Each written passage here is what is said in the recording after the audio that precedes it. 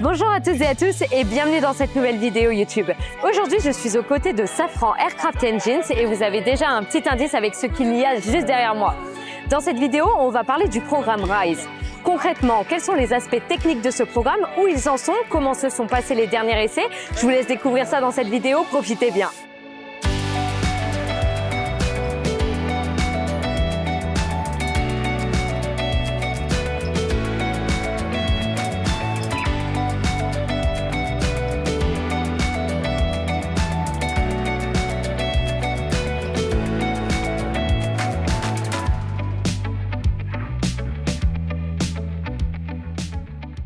Bonjour Delphine. Bonjour Elodie. Est-ce que tu peux te présenter s'il te plaît? Donc Delphine Ijoux, je suis directrice technique adjointe en charge des moteurs commerciaux et en particulier de la préparation du futur. Alors est-ce que tu peux nous expliquer pourquoi avoir lancé le programme RISE et en quoi il consiste? Donc c'est le programme de démonstration technologique qui a été lancé en 2021 pour préparer la prochaine génération d'avions courts et moyens courriers. Donc c'est un programme qui a été lancé au sein de CFM, alliant Safran avec GE Aerospace. Est-ce que tu peux nous expliquer en quoi son architecture était une rupture technologique? On peut déjà le voir, effectivement, par rapport à un moteur classique, c'est une architecture sans le carénage, sans la structure autour, pour pouvoir libérer le rendement propulsif. Et encore, là, on n'est qu'à une échelle 1,5.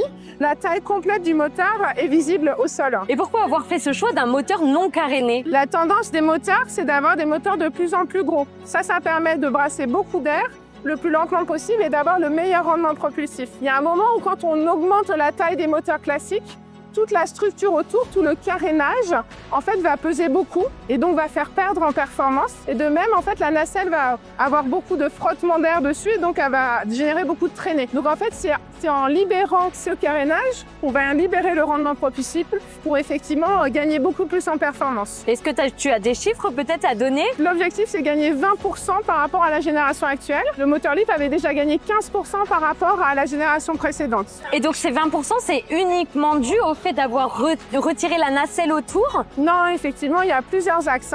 Le programme RISE s'articule sur 3 axes. L'architecture dont on vient de parler, les matériaux avancés et l'hybridation. On en est où dans le déploiement de ce programme aujourd'hui? Donc on a beaucoup avancé, on a des super avancées au niveau des essais. On a déjà plus de 350 essais qui ont été réalisés. On a des essais sur toutes les parties du moteur, bien évidemment sur la partie visible, sur l'aube et le redresseur derrière, et aussi sur la turbine, sur le compresseur BP. Safran Aerobooster vient d'annoncer le début des essais. Donc on est en train de passer des essais composants aux essais modules et aussi à des pièces échelures. Et d'ailleurs, sur le Bourget, on a pu présenter un petit peu de manière confidentielle les premières aubes à l'échelure, ces pièces emblématiques en composite, issues de l'expérience du LEAP.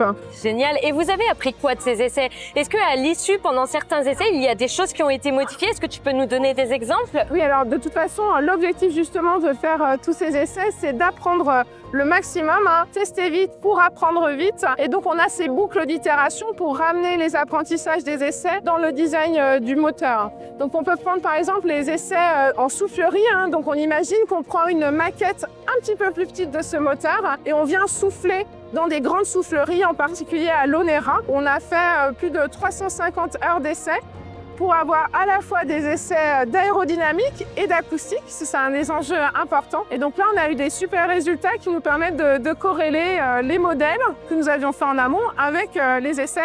Et les résultats sont vraiment prometteurs. Est-ce que tu peux nous parler des principaux défis techniques à surmonter? Je pense notamment aux vibrations, au bruit. Donc on peut déjà commencer par la sécurité, parce que de toute façon, la sécurité n'est pas une option, n'est jamais un compromis, c'est vraiment essentiel. Donc on a effectivement besoin de s'assurer dès maintenant de travailler avec les avionneurs et les autorités de certification pour avoir toutes les bases de certification de cette architecture en rupture. Il y a un élément qui est assez emblématique, c'est, vu qu'on n'a pas le carénage, c'est comment va se comporter ces aubes et donc quels pourraient être les débris. Donc on fait pour ça beaucoup d'essais de torture sur ces aubes, des essais de vibration, des essais d'ingestion d'azote. Ces aubes, elles bénéficient aussi de toute l'expérience du LEAP. Sur le LEAP, on a plus de 70 millions d'heures de vol. Ça nous donne confiance sur la tenue. L'important, c'est vraiment la robustesse de cette pièce pour s'assurer qu'on soit au meilleur niveau de sécurité pour nos clients et nos passagers. On est allé faire des centaines d'essais, plus de 200 essais sur ces aubes. pour justement tester leur fonctionnement. Et là, on a des très très bons résultats. Tu parlais aussi de l'acoustique. Exactement, du bruit, qui est un vrai sujet. Exactement. Donc effectivement, d'habitude, le bruit, il est capté par la nacelle. Là, il n'y a plus de nacelle, donc il va falloir faire le design par des simulations avancées, avoir le meilleur couplet entre l'aube et derrière le redresseur. Le redresseur, il est là pour redresser le flux, comme son nom l'indique. Et ça, c'est bon pour l'acoustique. Ça, on a pu le tester dans les essences souffleries et on a pu corréler nos modèles avec les résultats et on est confiant pour atteindre le même niveau de normes acoustiques que ce qu'on pourrait avoir même sur les prochains moteurs Carène. Est-ce que tu peux nous expliquer, donc on voit qu'effectivement il y a 2 étages avec des aubes. Il me semble que certains étages, les aubes bougent. Oui.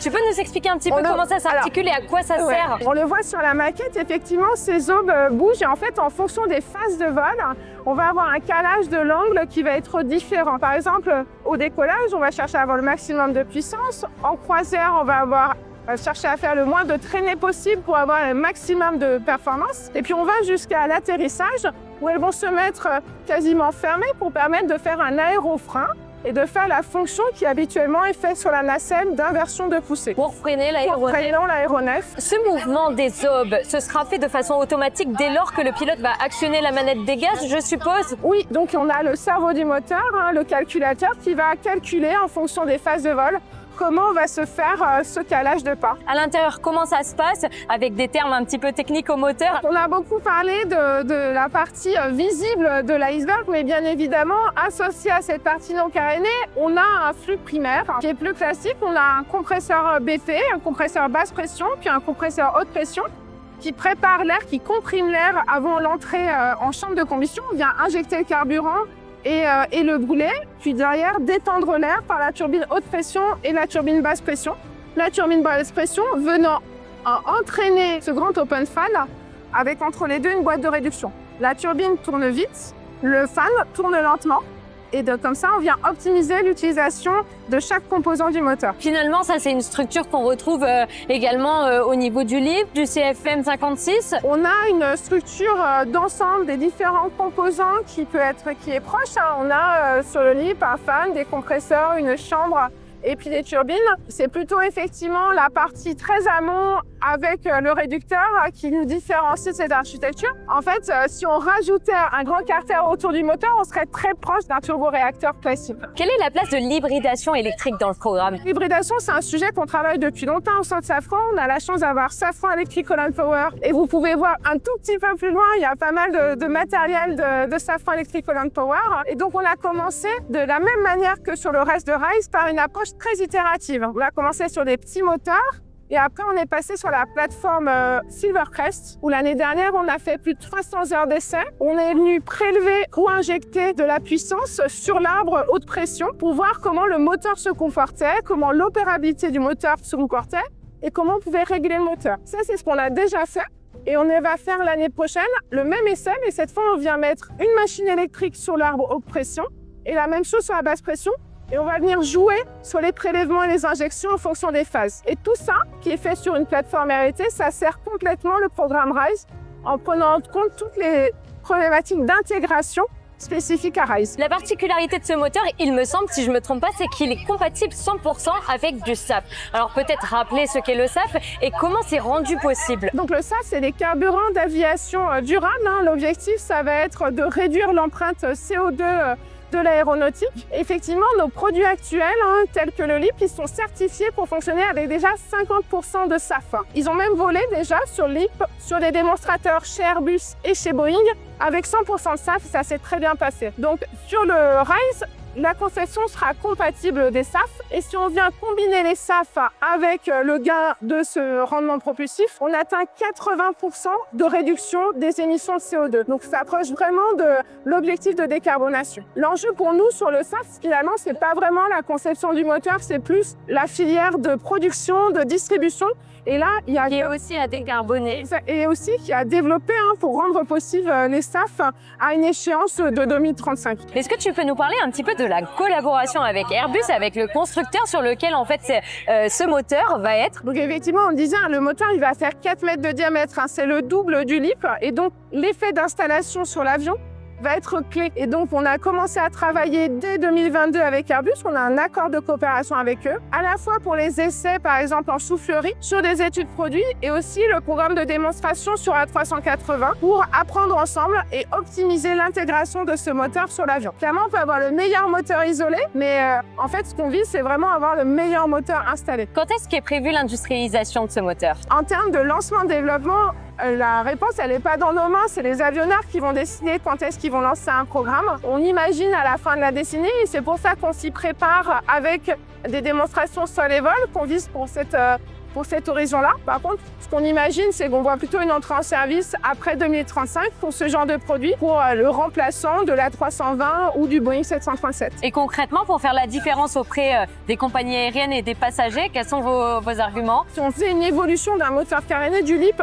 on voit bien qu'on arrive à l'asymptote. On ne va pas pouvoir gagner la même chose, le même ordre de grandeur que de ce qu'on veut gagner sur l'OpenFan. On va plutôt tangenter les 10%, là on cherche les 20%. On a la chance d'avoir une industrie où l'économique va dans le sens de l'environnement. Et donc en fait, réduire un maximum le carburant, là va être effectivement un gain, et c'est super important en tant que citoyen pour la réduction des émissions de CO2, mais c'est aussi une réduction du coût de possession, du coût d'utilisation de nos produits. Et ça, c'est comme ça, pour moi, qu'on va pouvoir imaginer l'aviation de demain. Quelles sont les grandes prochaines étapes pour ce programme? Beaucoup de concrétisation. Là, on est en train de passer aux essais modulaires, aux prototypes à l'échelle 1. On a plein de pièces là-bas un peu plus loin. Vous avez un carter en fabrication additive, par exemple, qui est visible. Et donc, ces essais modulaires dans les mois, les trimestres à venir. Et puis, pour préparer les essais moteurs, le prototype moteur, en essai en sol et puis en essai en vol, jusqu'à une démonstration sur la 380. Et ça devrait arriver d'ici la fin de cette décennie. Le calendrier visé, avec une entrée en service en 2035, vous y croyez, il est tenable? En fait, quand on voit tout ce qu'on a déjà fait depuis le lancement en 2021, 350 campagnes d'essai, on a des concrétisations, on voit vraiment le travail des équipes. On a plus de 1000 ingénieurs mobilisés chez Safran, la même chose chez notre partenaire. Enfin, on y met toutes nos forces vives. On voit bien qu'avec tous ces efforts et puis la démonstration qui arrive, on est confiant sur ce calendrier. Merci beaucoup Delphine pour toutes ces informations, vraiment.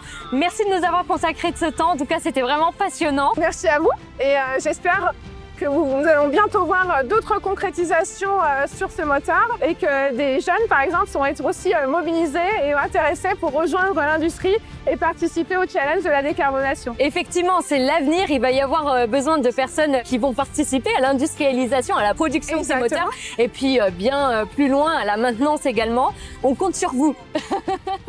J'espère que cette vidéo YouTube vous a plu, que ça vous a permis d'en savoir plus sur ce programme. Évidemment, s'il vous reste des questions, n'hésitez pas à les déposer en commentaire. N'hésitez pas non plus à liker cette vidéo, à la commenter et à la partager. Et en ce qui me concerne, je vous dis à bientôt pour de prochaines vidéos.